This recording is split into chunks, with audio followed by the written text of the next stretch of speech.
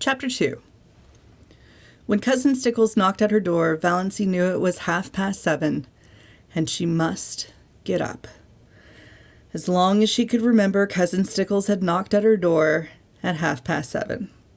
Cousin Stickles and Mrs. Frederick Sterling had been up since 7, but Valancy was allowed to lie abed half an hour longer because of a family tradition that she was delicate. Valancy got up, though she hated getting up more this morning than ever she had before. What was there to get up for? Another dreary day, like all the days that had preceded it, full of meaningless little tasks, joyless and unimportant, that benefited nobody. But if she did not get up at once, she would not be ready for breakfast at 8 o'clock. Hard and fast times for meals were the rule in Mrs. Sterling's household. Breakfast at 8, dinner at 1, supper at 6, year in and year out. No excuses for being late were ever tolerated. So up Valancy got, shivering.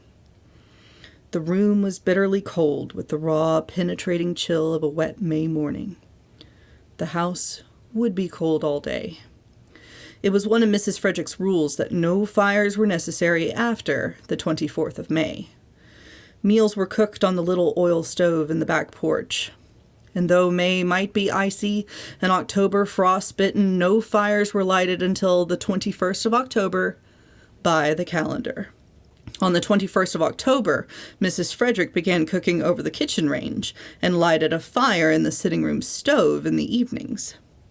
It was whispered about in the connection that the late Frederick Sterling had caught the cold, which resulted in his death during Valancy's first year of life, because Mrs. Frederick would not have a fire on the 20th of October. She lighted it the next day, but that was a day too late for Frederick Sterling. Valancy took off and hung up in the closet her nightdress of coarse, unbleached cotton with high neck and long, tight sleeves. She put on undergarments of a similar nature, a dress of brown gingham, thick black stockings, and rubber-heeled boots. Of late years, she had fallen into the habit of doing her hair with the shade of the window by the looking-glass pulled down.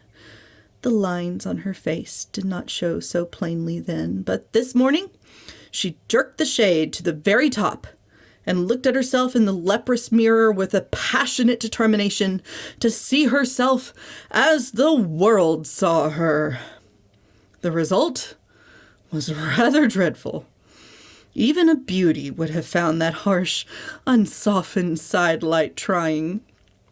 Valancy saw straight black hair, short and thin, always lusterless, despite the fact that she gave it 100 strokes of the brush, neither more nor less, every night of her life, and faithfully rubbed Redfern's hair vigor into the roots, more lusterless than ever in its morning roughness.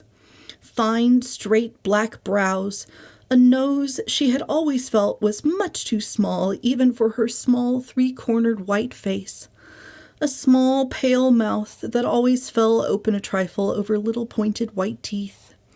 A figure thin and flat-breasted, rather below the average height. She had somehow escaped the family high cheekbones, and her dark brown eyes, too soft and shadowy to be black, had a slant that was almost oriental. Apart from her eyes, she was neither pretty nor ugly, just insignificant looking, she concluded bitterly. How plain the lines around her eyes and mouth were in that merciless light, and never had her narrow white face looked so narrow and so white. She did her hair in a pompadour. Pompadours had long gone out of fashion, but they had been in when Valancy first put her hair up, and Aunt Wellington had decided that she must always wear her hair so. "It is the only way that becomes you.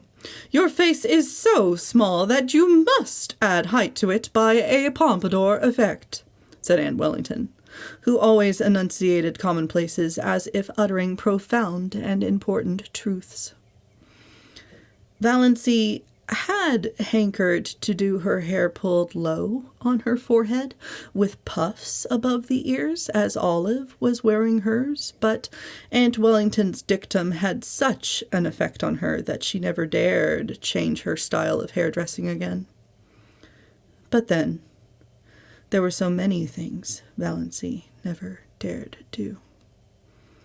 All her life, she had been afraid of something, she thought bitterly.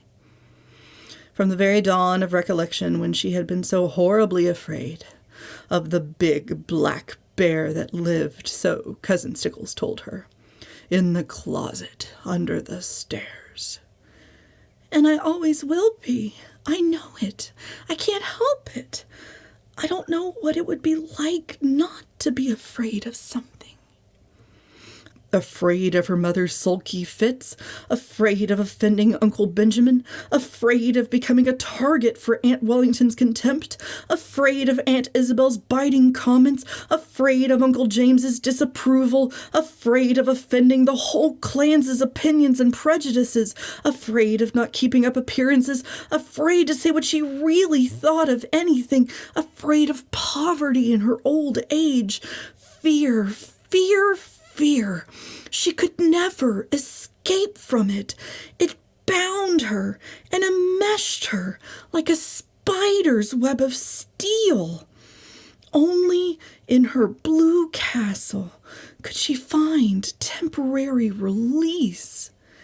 And this morning, Valancy could not believe she had a blue castle. She would never be able to find it again. 29, unmarried, undesired. What had she to do with the fairy-like chatelaine of the Blue Castle? She would cut such childish nonsense out of her life forever and face reality unflinchingly. She turned from her unfriendly mirror and looked out. The ugliness of the view always struck her like a blow. The ragged fence, the tumble-down old carriage shop in the next lot plastered with crude, violently colored advertisements, the grimy railway station beyond with the awful derelicts that were always hanging around it, even at this early hour. In the pouring rain, everything looked worse than usual, especially the beastly advertisement, "Keep that schoolgirl complexion." Valancy had kept her schoolgirl complexion. That was just the trouble. There was not a gleam of beauty anywhere. Exactly like my life, thought Valancy drearily. Her brief bitterness had passed. She accepted facts as resignedly as she had always accepted them. She was one of the people whom life always passes by. There was no altering that fact. In this mood, Valancy went down to breakfast.